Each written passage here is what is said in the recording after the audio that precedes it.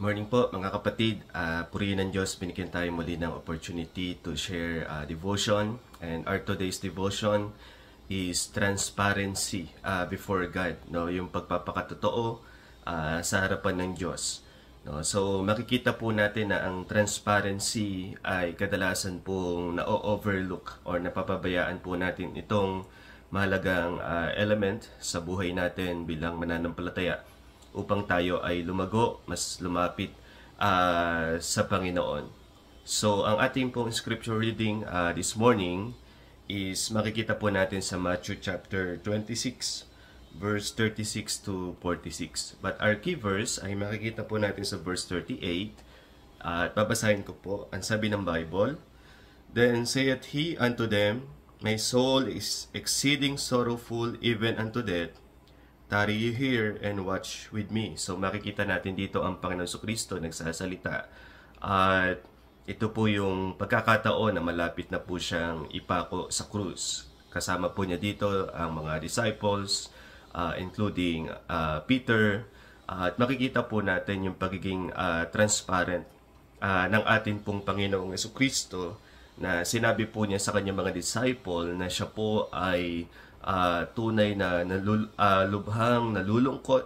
Siya po ay may pagtangis, siya po ay may anguish.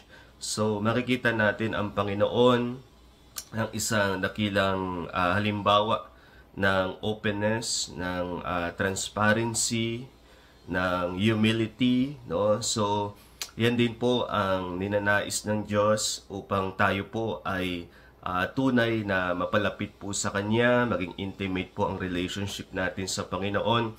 Kailangan po maging humble, transparent, open tayo sa harapan ng Diyos sa atin pong mga emotions, no? Sa atin pong mga nararamdaman, sapagkat hindi po nais ng Diyos na ikaw bilang mananampalataya ay iisipin mo na minsan po meron tayong pride na sinasabi natin na bakit ko pa sasabihin sa Diyos ang aking nararamdaman, pabibigatin ko lang ang Diyos, kaya ko naman tong i-handle sa aking sarili.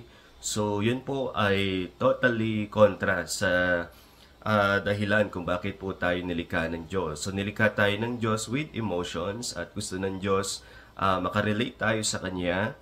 At sa panahon na tayo po'y nagiging humble, nagpapakumbaba, nagiging open, nagiging totoo, transparent sa harapan ng Diyos, yun po yung panahon na tayo po'y lalong lumalalim sa relationship po natin sa Panginoon. Kaya napakahalaga po na tayo ay may devotion sa Panginoon, may prayer time alone with God tayo, may Bible reading tayo, may meditation tayo ng salita ng Diyos.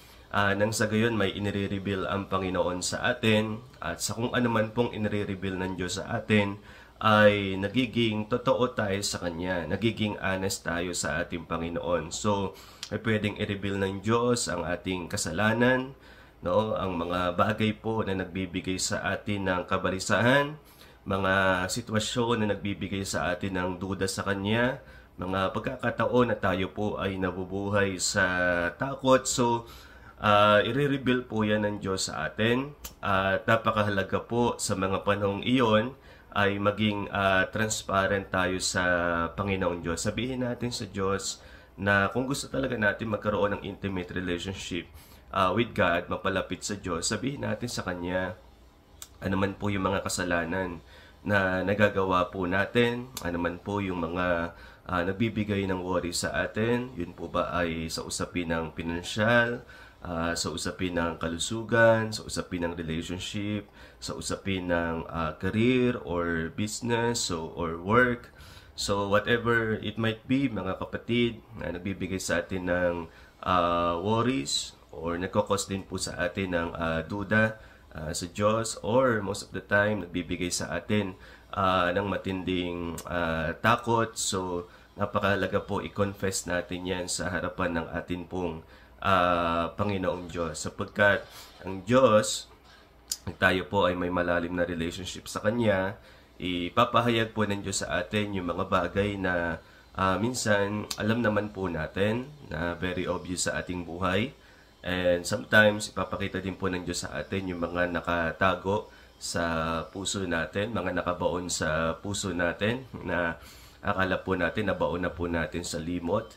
At ang Diyos kaya po yun hukayin sa ating puso upang masabi natin sa Kanya, maibigay natin sa Kanya, maipagkatiwala natin sa Kanya. Tayo po'y Kanyang pagalingin spiritually, emotionally, sa buhay po natin bilang isang mananampalataya. So, nais ng Diyos na maging open ka sa Kanya, kapatid. Karoon ka ng willingness na sabihin sa Kanya anuman ang iyong nararanasan, anuman ang iyong nararamdaman, anuman ang iyong pinagdadaanan. Kasi ang Diyos, sa persona ng Panginoon Kristo, siya ay nagkatawang tao. At makikita natin na nakakaramdam po siya ng mga emotions ng tao, kaya naiintindihan po niya ang bawat isa sa atin. Minsan kasi kahit po sa usapin ng fear, minsan nabibigay po yun sa atin ng matinding kalungkutan, matinding pagluha. Akala natin pag umiiyak ang isang tao, yun po ay nagpapakita ng kanyang kahinaan or matinding kahinaan. But not most of the time, mga kapatid, because even the Lord Jesus Christ, sabi nga po sa Bible, Jesus wept, no? Umiyak ang Panginoon, nagtangis ang Panginoon. At dito sa ating key verse, matindi yung kanyang naging kalungkutan. So, the same thing with us. Walang masama kung sasabihin natin sa Diyos nagbibigay sa atin ng matinding fear, matinding heartaches, matinding pain, matinding pagluha, no? Maging willing and open tayo sa Diyos sapagkat yun ang paraan upang tayo po ay magkaroon ng matamis na relationship, close relationship with the Lord. So that should be our prayer also this morning, na maibigay natin sa Panginoon ang lahat. Saglit po tayo mag-pray. Lord God, my Father in Heaven, salamat po dahil ako po'y inyong tinanggap, inibig, pinatawad, at ako po'y inyong naiintindihan, O Diyos. Ipinapahayag ko po sa inyo ang nagbibigay sa akin ng kabalisahan, duda, takot. Hinihingi ko po sa inyo, O Diyos, ng tawad ang aking mga kasalanan. At Panginoon, tulungan niyo po ako na maging totoo sa inyong harapan, maging transparent sa inyo, Panginoong Diyos.